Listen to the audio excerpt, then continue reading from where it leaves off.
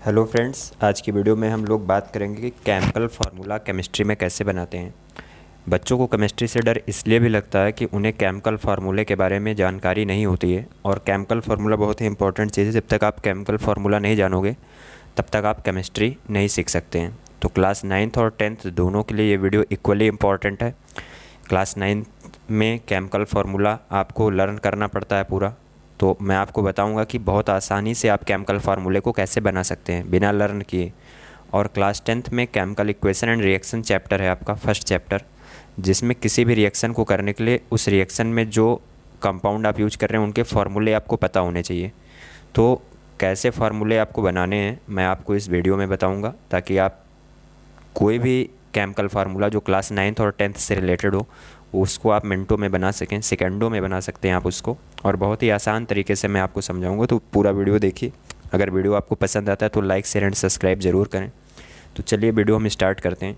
तो सबसे पहले आप देख सकते हैं स्क्रीन पर आपको दिखाई दे रहा होगा how to make chemical formula, और दो चार्ट आपको दिखाई दे रहे होंगे। एक तरफ लिखा है केटायन और दूसरी तरफ लिखा हुआ है एनायन।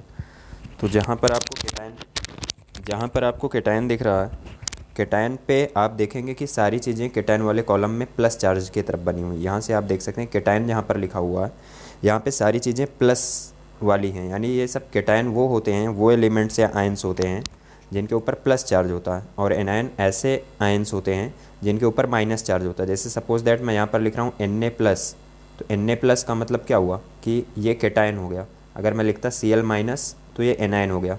अगर मैं यहाँ से कुछ दूसरा एग्जांपल लिखता हूँ, मान लीजिए मैं लिखता हूँ NH4+, तो NH4+ क्या हो गया, NH4+ केटायन हो गया। और अगर मैं लिखता हूँ SO4-, तो ये क्या हो गया, एनायन हो गया। तो केटायन और एनायन का मतलब आपको ये याद रखना कि ऐसे आयंस जिनके पास प्लस चार्ज होता है उनको हम केटायन बोलते हैं, और ऐसे आयंस जिनके पास माइनस चार्ज होता है उनको हम एनायन बोलते हैं। तो केटायन और एनायन जब तक आपको नहीं पता रहेगा तब तक आप केमिकल फार्मूला नहीं बना पाओगे। तो पहली चीज़ तो आप ये समझ गए कि केटायन और एनायन क्या होता है। दूसरी चीज़ आपको ये समझना है कि जो केटायंस होते हैं वो एनायन के साथ ही फार्मूला बना सकते हैं। कभी केटायन और केटायन आपस में जुड़ करके फार्मूला नहीं बनाता है, और कभी एनायन और एनायन आपस में जुड़ करके फार्मूला नहीं बनाते। यानी जब भी आपको केमिकल फार्मूला बनाना होगा तो केटायन का फार्मूला एनायन के साथ आप बनोगे, नहीं पॉजिटिव वाले को नेगेटिव वाले के साथ में कंबाइन करा करके आप फार्मूला बनाएंगे। तो यहाँ पे चार्ट आपको दिया हुआ है। इस चार्ट में देखिए हमने केटायंस, इंपॉर्टेंट केटायंस और इंपॉर्टेंट एनायंस लिखे हैं, और इसमें सारे केटायंस और एनायंस हैं जो आपको क्लास 9th और 10th में काम आएंगे। इससे हट के आपको कुछ भी नहीं लर्न करना। इतना अगर आप लर्न कर लेते हैं तो आपके कम से कम 150 फार्मूले यहाँ से तैयार हो जाएंगे, और बहुत ही आसानी से आप इसको लर्न कर सकते हो। अभी आपको थोड़ा सा लर्न करने में प्रॉब्लम होगी, तो आप डेली 5-5 केटायन और 5-5 एनायन लर्न करोगे तो 5 दिन के अंदर ये याद हो जाएगा आपको। तो बहुत ही आसानी तरीके से आप इसको आसान से लर्न कर सकते हैं। चलिए हम स्टार्ट करते हैं। तो सपोज दैट हम कोई भी केटायन यहाँ से लेते हैं और किसी भी एनायन के साथ आप उसका फार्मूला बना सकते हो। तो मान लो हम सबसे पहले सोडियम ले रहे हैं, तो सोडियम का जो चार्ज है वो उसके ऊपर 1+ चार्ज है। सोडियम के ऊपर जो चार्ज है वो कितना है, 1+ चार्ज है। तो अगर हम सोडियम लेते हैं तो सोडियम हम यहाँ पर लिखेंगे, देखिए मैं लिख रहा हूँ सोडियम Na+, ठीक है। और मान लो मैं सोडियम का फार्मूला बनाना चाहता हूँ सल्फेट के साथ, तो सल्फेट के ऊपर माइनस चार्ज कितना है, 2- चार्ज है। तो मैं यहाँ पर लिख रहा हूँ सल्फेट के ऊपर 2- चार्ज। अब आपको ध्यान देने वाली बात यह है कि जो माइनस चार्ज है उस माइनस चार्ज को आप प्लस के नीचे लिखो, और जो प्लस चार्ज है उसको आप माइनस के नीचे लिखो। अगर आप नहीं समझते तो मैं यहाँ पे बता रहा हूँ। जैसे यहाँ पर 1+ है तो इस 1+ को आप माइनस वाले स्पीसीज़ के नीचे लिखिए, और यहाँ पर 2- है तो इस 2- को आप कहाँ पर लिखो, प्लस वाली स्पीसीज़ के नीचे लिखिए। इस तरीके से आपको लिखना है, अपोजिट लिखना है। अब क्या होगा, अब आप इसका नाम लिखिए, सॉरी अब आप इसको ऐसे लिखिए। जैसे सोडियम के नीचे आपने 2 लिखा है तो आप ऐसे लिखो Na, और बगल में उसके ऐसे लिखो 2, और SO4 के बगल में आपने 1 लिखा नीचे, तो SO4 को आप ऐसे ही छोड़ दो, क्योंकि 1 को दिखाने की ज़रूरत नहीं होती। 1 ऑलरेडी 1 जो होता है आइडेंटिफाइड होता है, तो आप इसको ऐसे ही छोड़ दो। अगर 1 है तो वैसे ही छोड़ दिया जाएगा। 2 होता तो ऐसे ब्रैकेट लगा के 2 लिख देते, बट यहाँ पर 2 नहीं है, यहाँ पर 1 है, तो 1 को हम ऐसे ही लिख देंगे। 1 को अलग से हमको दिखाने की ज़रूरत नहीं पड़ती। तो इस चीज़ को ध्यान में। तो हमारा जो फार्मूला बना वो क्या बन गया, हमारा फार्मूला बन गया Na2SO4। हमारा फार्मूला क्या बन गया, Na2SO4। अब आप यहाँ पर देख सकते हैं मैं फिर से लिख रहा हूँ फार्मूला Na2SO4। अब इसका केमिकल नेम पूछा जाएगा कि इसका केमिकल नेम क्या है, तो सोडियम, Na का मतलब यहाँ पर देखिए क्या लिखा हुआ है, सोडियम लिखा हुआ है, और SO4 का मतलब क्या होता है, सल्फेट, तो इसका केमिकल नेम हो गया सोडियम सल्फेट। तो सोडियम सल्फेट का केमिकल फार्मूला क्या हुआ, Na2SO4 हुआ। इस तरीके से आपको केमिकल फार्मूला बनाना है। चलिए मैं और एग्जांपल लेता हूँ। अगर आपके सामने अब की बार मैं ले रहा हूँ एग्जांपल, मान लीजिए आप कॉपर का फार्मूला बनाना चाहते हैं, और कॉपर का फार्मूला आप बनाना चाहते हैं, सपोज दैट आप OH माइनस हाइड्रोक्साइड के साथ बनाना चाहते हैं। तो यहाँ से मैं ले रहा हूँ कॉपर प्लस प्लस, और यहाँ पर मैं लिखूँगा OH माइनस। तो अब आप देख सकते हैं कि हमने बताया था कि जो प्लस वाला चार्ज होगा वो माइनस वाले के नीचे लिखेंगे, और जो माइनस वाला चार्ज है वो प्लस वाले के नीचे लिखा जाएगा। आप यहाँ से चेक करिए कि कॉपर पर कितना चार्ज है, तो आप देखेंगे कि कॉपर पर 2 चार्ज है, तो इसको हम यहाँ पर लिखेंगे, और OH माइनस पर 1 चार्ज है, तो 1 चार्ज हम कॉपर के नीचे लिखेंगे, और जो संख्या जिसके नीचे लिखी, जो नंबर जिसके नीचे लिखा वही उसका फार्मूले में भी यूज किया जाएगा। तो कॉपर के नीचे 1 है, मतलब कॉपर को आप एक बार ऐसे लिख दोगे, 1 लिखने की ज़रूरत नहीं है। लेकिन OH के नीचे 2 है, तो आप OH को 2 बार लिखोगे, तो OH ऐसे लिख करके, और इसको हम होल ट्वाइस पढ़ते हैं। ब्रैकेट में जब कोई चीज़ लिखी जाती है तो उसको होल ट्वाइस पढ़ते हैं। हम डायरेक्ट OH2 क्यों नहीं लिखा हमने, ऐसे भी हम लिख सकते थे, बट ऐसा हमने क्यों नहीं लिखा, क्योंकि ऐसा गलत है। जब एक से अधिक एलिमेंट होते हैं तो उसको ब्रैकेट में करके लिखा जाता है। अगर कोई अकेला होता है, जैसे केवल Cl होता, तो उसके पीछे आप डायरेक्ट 2 लगा सकते हो, बट एक से अधिक एलिमेंट, यानी देखो ऑक्सीजन और हाइड्रोजन 2 एलिमेंट थे, इसलिए मैंने उसको ब्रैकेट में किया। तो जब भी एक से अधिक एलिमेंट होंगे तो उसको आप ब्रैकेट में करके लिखोगे। तो इस तरीके से आपका फॉर्मूला बना कॉपर हाइड्रोक्साइड। इसका केमिकल नेम क्या होगा, Cu के लिए हम क्या यूज करते हैं, तो Cu के लिए हम यूज करते हैं कॉपर, और OH माइनस के लिए हम क्या यूज करते हैं, हाइड्रोक्साइड। तो इसका केमिकल नेम हो जाएगा कॉपर हाइड्रोक्साइड। तो इस तरीके से आप केमिकल फार्मूला बना सकते हो, कॉपर हाइड्रोक्साइड इसका नाम हो गया। चलिए कुछ और एग्जांपल हम लेते हैं। सपोज दैट अब हमें फार्मूला बनाना है, मान लीजिए हम लेड का फार्मूला बनाना चाहते हैं, लेड का फार्मूला बनाना चाहते हैं, और किसके साथ बनाना चाहते हैं, आयोडीन के साथ बनाना चाहते हैं। तो यहाँ से हम क्या लिखेंगे, Pb, और Pb के ऊपर चार्ज कितना है, 2 प्लस चार्ज होता है, तो यहाँ पर हम उसके प्लस चार्ज को लिख लेंगे, और आयोडीन यहाँ पर लिखेंगे, उसके ऊपर 1 माइनस चार्ज है।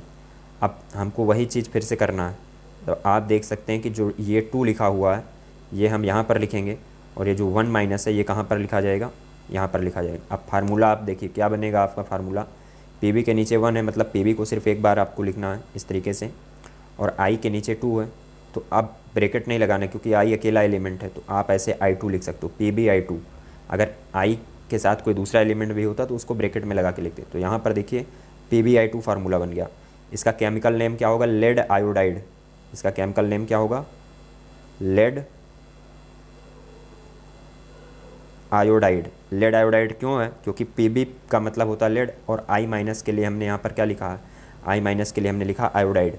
कहाँ पर लिखा है, तो ये चार्ट में लिखा हुआ है, हमने लिख दिया है, आपको याद करने में कोई प्रॉब्लम ना हो। यहाँ पे मैंने लिख दिया I माइनस का मतलब है आयोडाइड। तो यहाँ से आप याद कर सकते हैं कि किस माइनस चार्ज को क्या कहते हैं। तो जनरली जो प्लस चार्ज वाले हैं उनका नाम वही होता है, लेकिन माइनस चार्ज वालों का नाम थोड़ा सा चेंज हो जाता है, क्योंकि I को हम आयोडीन पढ़ते हैं, बट जब I के ऊपर I माइनस लग जाता है तो उसको आयोडाइड पढ़ते हैं हम। Cl को हम क्लोरीन पढ़ते हैं, लेकिन जब इसके ऊपर माइनस चार्ज लगे इसको क्लोराइड पढ़ा जाएगा। O को ऑक्सीजन पढ़ा जाता है, लेकिन जब इसके ऊपर माइनस चार्ज लगा देंगे तो इसको ऑक्साइड पढ़ेंगे। तो इस तरीके से आपको याद रखना है कि जब हम किसी फार्मूले को लिखते हैं तो एनायन वाले पार्ट यानी माइनस चार्ज वाले पार्ट का नाम थोड़ा सा आपको ध्यान से लिखना रहेगा। तो केमिकल फार्मूला तो लिखोगे ही, साथ में उसका केमिकल नेम भी आपको पता होना चाहिए। और जनरली आपसे पूछता है कि इसका केमिकल फार्मूला लिखिए, तो आप आसानी से लिख सकते हो अगर आपको चार्ज याद है। चलिए अब हम बात करते हैं, मान लीजिए आपको सोडियम कार्बोनेट, क्वेश्चन आपसे दे दिया गया कि आप सोडियम कार्बोनेट का फार्मूला बताओ। तो सोडियम कार्बोनेट का फार्मूला आप बहुत ही आसानी से लिख सकते हैं, ठीक है। तो सोडियम कार्बोनेट आपको कहाँ पर मिलेगा, तो सबसे पहले आपको मालूम है सोडियम, सोडियम के पास कितना चार्ज होता है, Na+ होता है, और कार्बोनेट के पास कितना चार्ज होता है, CO3 माइनस माइनस, इसके पास 2 चार्ज होता है। यहाँ पर मैंने लिखा कार्बोनेट, हम देख सकते हैं। तो सोडियम कार्बोनेट जब आप लिखोगे तो अब वही चीज़ आपको करना है, क्या करना है, यहाँ से जो 2 माइनस आपको दिख रहा है ये सोडियम के नीचे, और जो 1+ दिख रहा है वो कहाँ लिखोगे, कार्बोनेट के नीचे लिखोगे। अब आपका फार्मूला क्या बनेगा, मैं यहाँ पर इस साइड लिख रहा हूँ, Na के नीचे 2 लिखा मैंने, तो Na2 लिखेंगे, और CO3 के नीचे 1 लिखा है तो इसको ऐसे ही लिख देंगे, ब्रैकेट वगैरह कुछ लगाने की जरूरत है, 1 भी नहीं दिखाएंगे क्योंकि 1 को नहीं दिखाया जाता। तो Na2CO3 ये आपका फार्मूला बन गया। किसका फार्मूला बन गया? सोडियम कार्बोनेट का फार्मूला बन गया। तो बहुत ही आसान तरीके से हम आपको बता रहे हैं कि किसी भी केमिकल फार्मूले को हम कैसे बना सकते हैं। तो इस चार्ट के हेल्प से आप बहुत सारे फार्मूले बना सकते हो। मैं आपको एक जुगाड़ बता रहा हूँ, थोड़ा सा ध्यान दीजिएगा इधर। जैसे आपके पास टोटल यहाँ पर लगभग 12 या 13 होंगे, जो भी होगा काउंट कर लेना, केटायन लिखे हुए हैं। तो 12 या 13 केटायन है, तो आप एक एक केटायन उठाइए। एक एक केटायन उठाने का मतलब ये हुआ कि आप सोडियम से शुरू करिए। सबसे पहले आप सोडियम लीजिए और सोडियम का फार्मूला आप फ्लोरीन के साथ बनाओ, फिर सोडियम का फार्मूला आप क्लोरीन के साथ बनाइए, फिर ब्रोमाइड के साथ, फिर आयोडाइड के साथ। ऐसे ऐसे करते आप सोडियम का फार्मूला एसीटेट तक बना डालो। तो सिर्फ सोडियम के आपको लगभग 13 फार्मूले मिल जाएंगे। फिर आप मैग्नीशियम को सिलेक्ट करो, मैग्नीशियम के आप इन सारे एलिमेंट्स एनायंस के साथ फार्मूले बनाओ, फिर आपको लगभग 13 फार्मूले बनेंगे। तो ऐसे ऐसे लगभग आपको 13 इधर हैं, 13 इधर हैं, तो 13 × 13 आप मान के चलिए कि आपके पास बहुत सारे फार्मूले बन गए। लगभग 150 के आसपास फार्मूले आपके बन जाएंगे। फिर जब आप केटायन सारे ख़त्म हो जाएं आपके, तो फिर एनायन को आप स्टार्ट करिए। आप फ्लोराइड आयन उठाइए, फ्लोराइड आयन का फार्मूला सारे केटायन के साथ बना डालिए, सोडियम के साथ, मैग्नीशियम के साथ, एल्युमिनियम के साथ, इसके साथ, सबके साथ बना डालूँ। तो फिर इधर आपको लगभग उतने ही और फार्मूले बन जाएंगे। तो लगभग 250 से 300 फार्मूले आप इस छोटी सी टेबल से आसानी से बना सकते हैं। तो अब हम स्टार्ट करते हैं, कुछ और फार्मूले देखते हैं। सपोज़ दैट हम Fe2+, तो यहाँ पे आपको ध्यान में रखना है कि जो Fe2+ होता है उसको हम फेरस पढ़ते हैं। Fe2+ को क्या पढ़ा जाता है? फेरस पढ़ा जाता है। और कहीं पर अगर आपको Fe3+ दिख जाए तो Fe3+ को हम फेरिक पढ़ते हैं। तो इसको बेसिक डिफरेंस है। फेरस और फेरिक में क्या डिफरेंस है आपको याद रखना। कभी आपसे फार्मूला कह देगा फेरिक ऑक्साइड बताइए, फेरिक ऑक्साइड का फार्मूला Fe3+ वाला बनेगा, और फेरस ऑक्साइड पूछा तो Fe2+ वाला बनेगा। तो इस चीज़ को आप ज़रूर ध्यान में रखिए, कब फेरस यूज करते हैं, कब फेरिक यूज करते हैं। चलिए, सपोज दैट आपको फेरस ऑक्साइड और फेरिक ऑक्साइड दोनों का फार्मूला बनाना है, तो आप क्या करोगे? आपको सिंपली कुछ नहीं करना है। आप सबसे पहले फेरस ऑक्साइड बनाओगे। तो फेरस ऑक्साइड के लिए आपको क्या चाहिए? Fe चाहिए।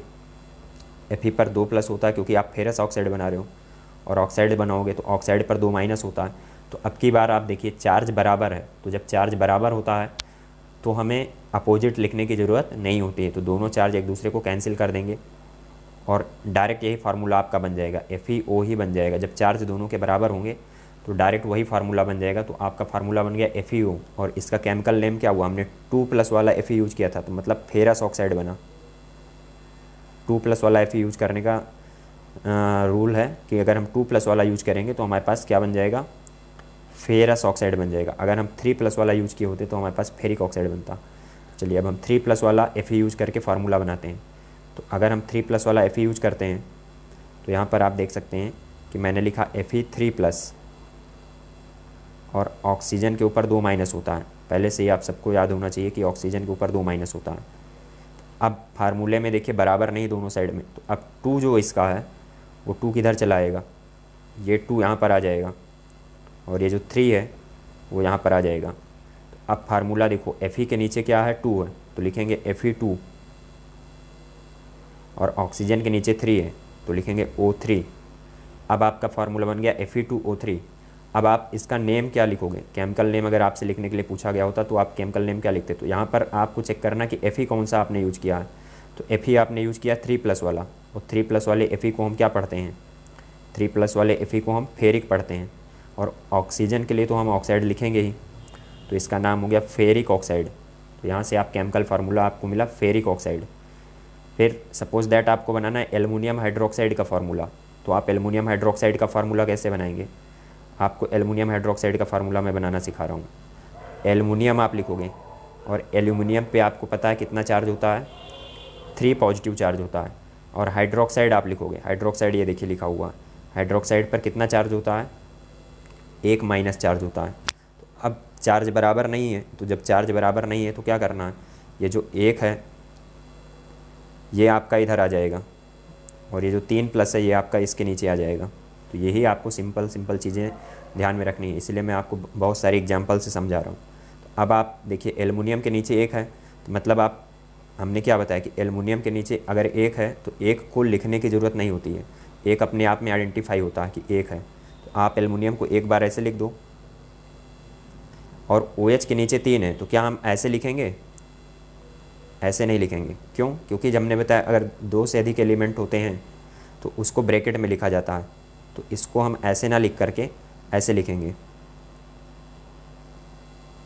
OH को लिख करके इसको होल थ्राइस पढ़ा जाएगा। ब्रैकेट में जब होता है तो होल ट्वाइस, होल थ्राइस, इस तरीके से उसको पढ़ते हैं। तो ये एल्युमिनियम हाइड्रोक्साइड बन गया। ये इसका नाम हो गया एल्युमिनियम और OH का नाम हो गया हाइड्रोक्साइड, तो इसका केमिकल नेम हो गया एल्युमिनियम हाइड्रोक्साइड।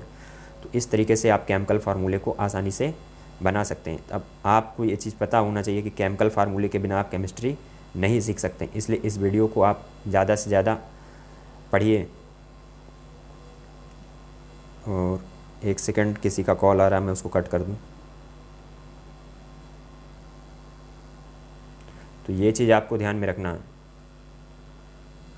और क्लास 9th और 10th का कोई भी केमिकल फार्मूला इस चार्ट के बाहर नहीं जाएगा। अगर आप इतने सारे फार्मूले को बना लेते हैं तो आपके सारे फार्मूले प्रिपेयर हो जाएंगे और सारे ही कॉन्सेप्ट आपके अच्छे से क्लियर हो जाएंगे।